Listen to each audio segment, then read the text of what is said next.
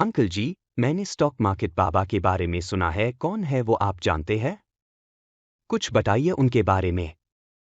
एक stock market बाबा थे जो अपने फॉलोअर्स को फाइनेंशियल विजडम सिखाते थे।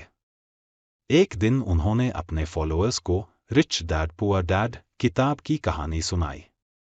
बाबा ने कहा, यह कहानी रॉबर्ट कियोसाकी की है।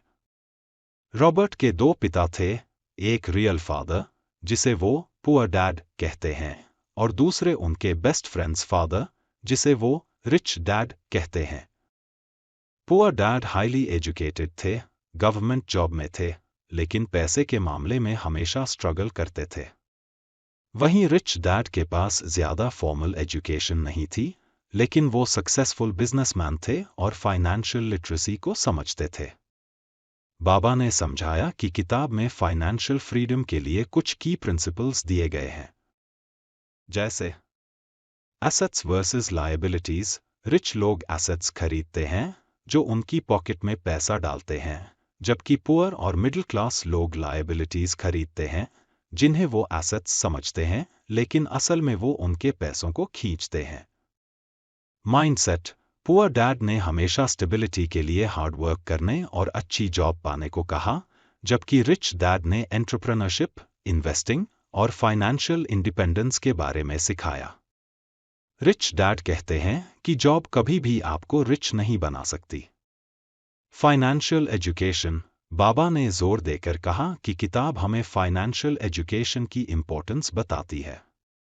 सिर्फ स्कूल एजुकेशन से आप फाइनेंशियल फ्रीडम नहीं पा सकते।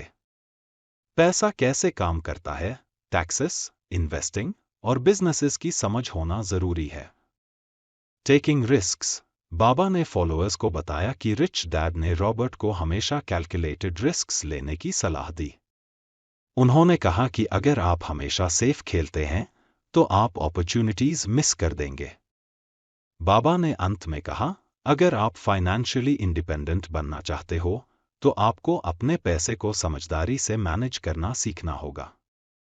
किताब कहती है कि रिच बनने के लिए सिर्फ इनकम नहीं, बल्कि स्मार्ट इन्वेस्टमेंट्स और सही माइंडसेट जरूरी है। फॉलोअर्स ने बाबा की बातों को ध्यान से सुना और सोचा कि कैसे वो अपनी फाइनेंशियल लाइफ में इन प्रिंसिपल्स को अप्लाई कर सकते हैं। ये तो बहुत ही इंटरेस्टिंग था, उन्होंने बड़े ही सरल शब्दों में पूरी बुक समझा दी।